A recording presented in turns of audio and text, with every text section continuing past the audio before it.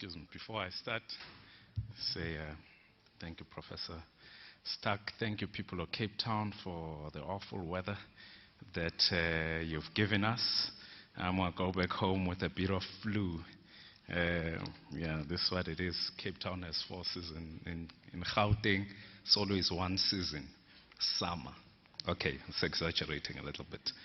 Anyway, let's start. Let me greet Professor Mazutanga, the Vice Chancellor, members of the University Council, the DVC for Academic, Professor Stark, academic staff of the university, support staff of the university, alumni, students, parents, guests, captains of industry, donors, ladies and gentlemen. I really extend a very warm greetings to everybody.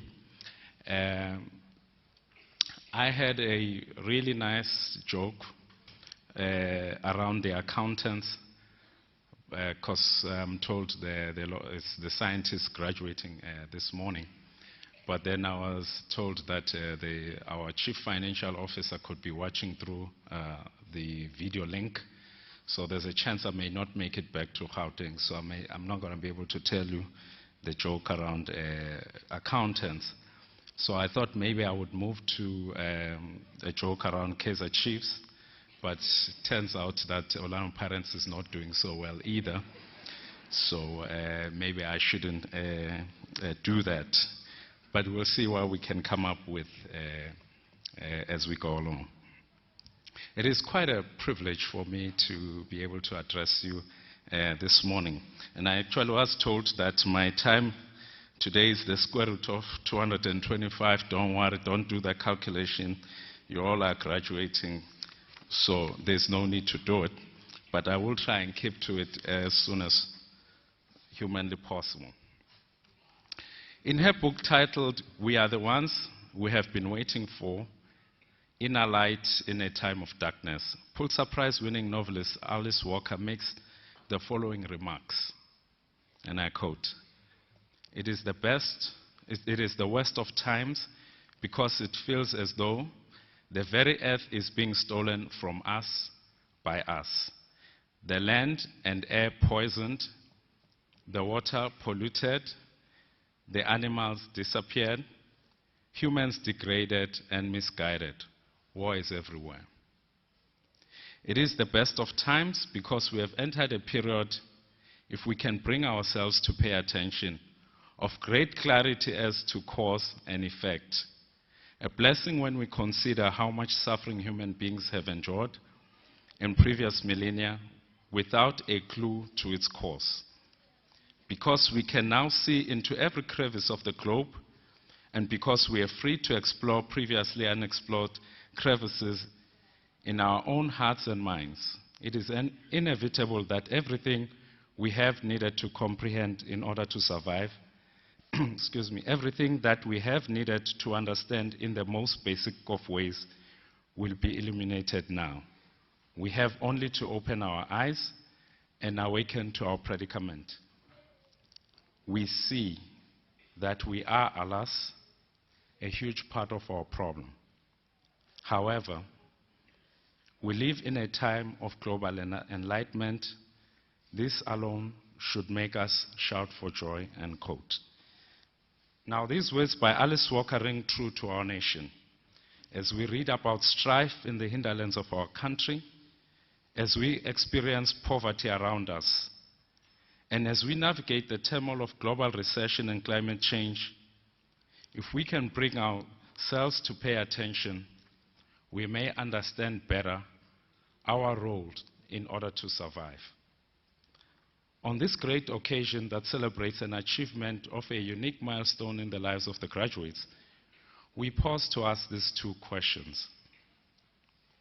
What is the role and relevance of science and technology innovation in the South African society? And where do you as graduates fit in? Excuse me. On the first question, which I suppose may sound rhetorical, just in case you've forgotten why you even started with science and technology. What is the role and relevance of science and technology innovation in the South African society? Well, simply put, science and technology innovation create jobs. This it does by initiating new industries. It sustains the current jobs by optimizing technical processes. It assists the economy to be globally competitive. It improves the health of the nation through discoveries of new ailments.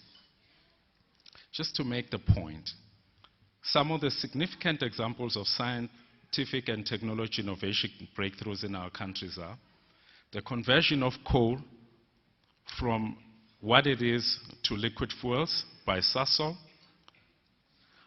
our ability as a country to use coal that has high ash content for energy generation, which has enabled Eskom to build some of the biggest power stations on earth, advanced mining methods that allow us to mine some of the deepest mines on earth, advanced minerals processing for gold, titanium, and platinum extraction, environmentally friendly pesticides that allow us our citrus fruit to be exported without too many problems internationally, artificial embryo transfer of Nguni cattle for increase of the production of these cattle, the successful launch of the Sumbadila satellite by our country. This is one of the some of the few examples that we have of excellence as a country. And in the science and technology environment, we have a history of world-class researchers. In these, we mark Max Tyler, Alan Cormack, and Sidney Brenner. All these are South African compatriots who won Nobel Prize in medicine during their lifetimes. So what this says is that as a country, we do have an ability to provide or to produce world-class scientists. And the impact of our scientists is felt within our country and in the globe, and in other countries in our globe. Now, where do you fit in as science and technology graduates? That's a question we pose. Simply put, our country's future is dependent on you. The country needs you to create the jobs that create new industries. The country needs you to sustain the current jobs by optimizing our processes. The country needs you to allow us to be globally competitive. The country needs you to improve the health of the nation through discoveries of new treatments and ailments. This is not something that you can achieve by taking shortcuts. Through your graduation today, you are starting a journey that will last you a lifetime. It's a journey that requires that you constantly look at how you can improve yourself. And the key ingredients to some of the measures of success are the notion that practice makes perfect. Practicing one's vocation does not stop during graduation. We always hear people saying, I have an MSc and I have a PhD. So what?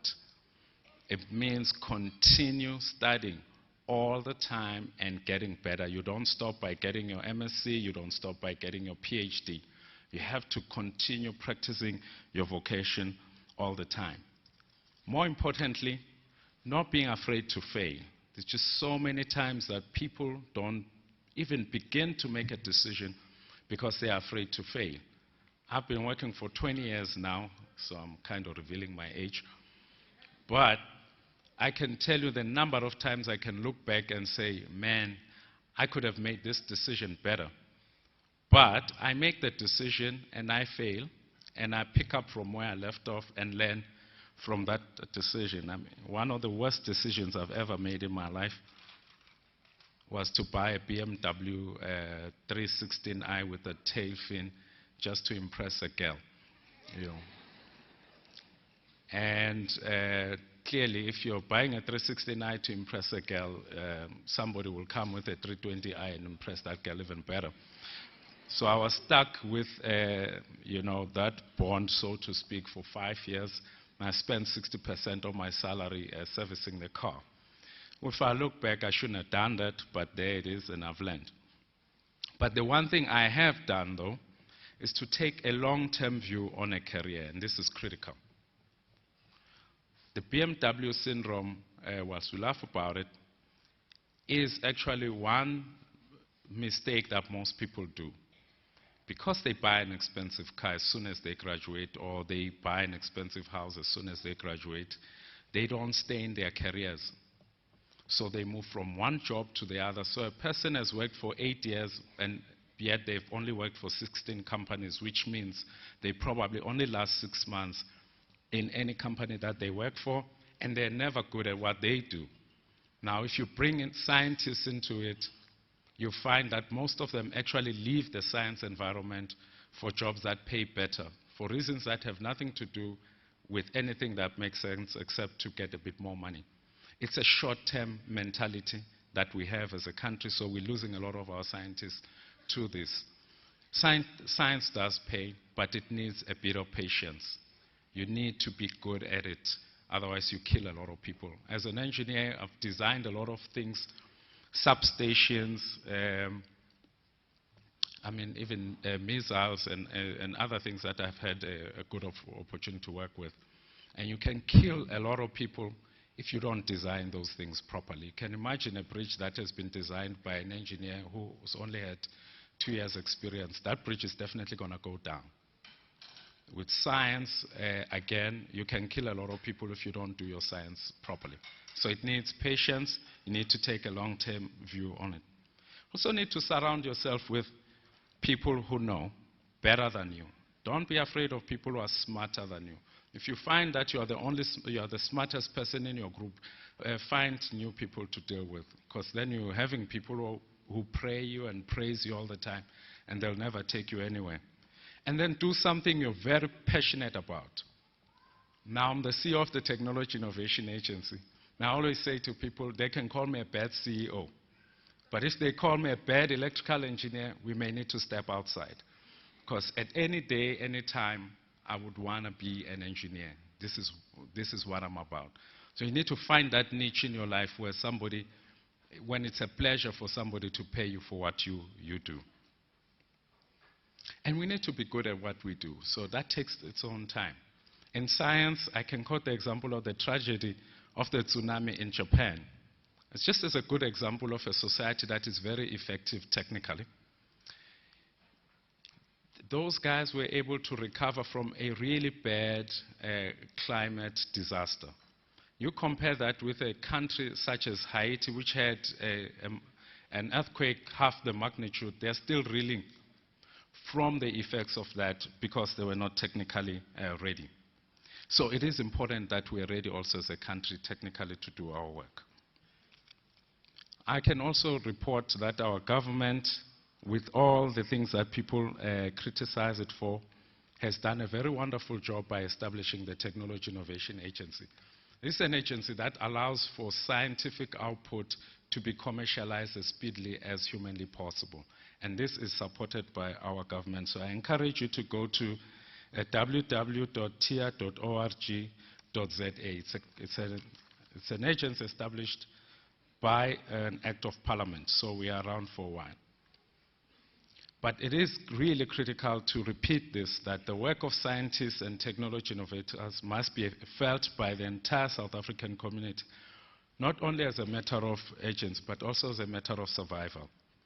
In 1962, John Glenn, the first American to orbit the Earth, made the following remarks after his trip to space. I quote, "As our knowledge in the universe increases, may God grant us the wisdom to use it wisely." For me, I cannot imagine a more wise thing for our graduates to do than to be the best in their fields that they've chosen in order to deliver for the people of our country. We live in an environment that, in the globe, that is statistically brutal, but that also presents a great opportunity for us. We are part of what is called the BRICS: Brazil, Russia, India, China, and South Africa. Let's just look at one of our partners and examine a little bit the opportunity and the problem that we may face. China is the second biggest economy in the world after the US. They have about $2.5 trillion in cash reserves. They have a GDP that is 18 times that of South Africa. They build a new coal-fired power station every other year. They have 300 more people than the entire continent of Africa. They manufacture about 60% of the world's microwaves, shoes, DVDs, and photocopiers. They have the second biggest army on earth, which means if you owe them, they will collect decisively. And they have more PhDs in science, engineering, and technology than the entire African continent. In the past 2 decades alone, their economic programs have moved more than 450 million people out of poverty, which is almost half the current population of the African continent. This is one of our partners in the globe. They present an opportunity, and if we're not ready, they also present a brutal reality that they'll run us down with their programs. They do so by paying a lot of attention in what they do. So this leads us back to what Alice Walker's expression in her book that I introduced earlier said, and I quote, "We have wanted all our lives to know that Earth, who has somehow obtained the human beings as her custodians, was also capable of creating human beings who could minister to her needs and the needs of her creation. When we pay attention, we make a profound realization that we are the ones we have been waiting for," end quote. So in simple terms, it says, it's all in our hands. When death befalls us, this is what the African poets relate to us. Ewe, lento kakade into yalonto. Tina nto zaziyo. Asothukanga nto. Sibona kamhlophe sithi bekumelwe. Sithethe engqondweni sithi kufanelwe. Xa bekungenjalo bekungasayi kulunga. Loosely translated, it means, indeed, this is what it is. Those of us in the know are not surprised. We know it very well that it should have occurred. If it hadn't, we would have been mystified. So, henceforth, we look forward to the day when the scientists graduating today would say this about the eradication of poverty. Ewe, lento kakade into yalonto. Tina nto zaziyo. Asothukanga nto. Sibona kamhlophe sithi bekumelwe. Sithethe engqondweni sithi kufanelwe. Xa bekungenjalo bekungasayi kulunga. So a hearty congratulations to all of you. Thank you very much.